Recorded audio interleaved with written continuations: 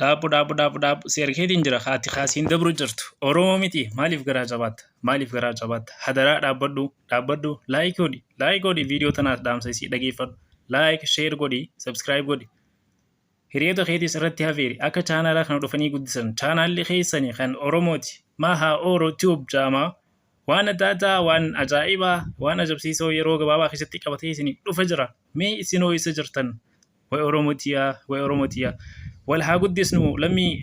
guddisnu lammiitiya yaa lammii tantoo yaataniin jaalaa iddoo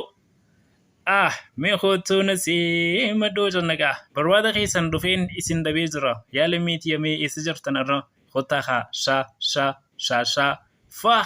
nagodhaa kaamee kheyriidha yeroo gabaabduu keessatti kaamee kottaatii viyuu kiyyaa fi sabskiraayib kiyya kaamee bakka bareeduudhaan naagaa haa lammiitiya dhufeetiin jira mee haa simannaa teessanuu nagarree akkamittiin qophiidhaan as bahamee jabaadhaa haa lammii